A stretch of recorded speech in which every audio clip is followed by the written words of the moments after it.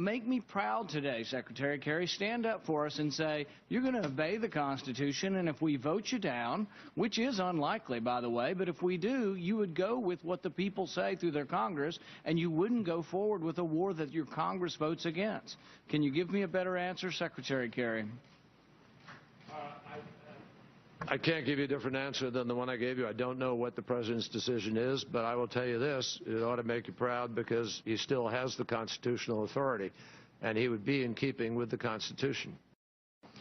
Well, I disagree with you there. I don't believe he has the constitutional authority. I think Congress has this. Madison was very explicit. When he wrote the Federalist Papers, he wrote that history supposes, or the Constitution supposes what history demonstrates, that the executive is the branch most likely to go to war, and therefore the Constitution vested that power in the Congress. It's explicit and runs throughout all of Madison's writings.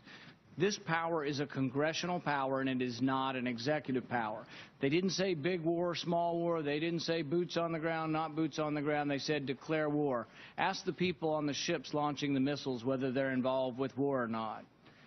If we do not say that the Constitution applies, if we do not say explicitly that we will abide by this vote, you're making a joke of us. You're making us into theater. And so we play constitutional theater for the president.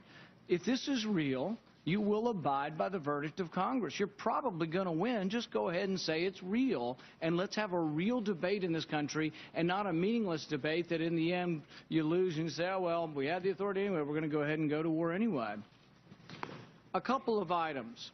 Senator, I assure you there's nothing meaningless, and there is everything real. Only if you adhere to what we vote on. Only if our vote makes a difference. Only if our vote is binding is it meaningful. And I will leave to the man who was elected to be President of the United States the responsibility for telling you what his decision is if and when that moment came. But the President intends to win this vote, and he's not going to make prior announcements.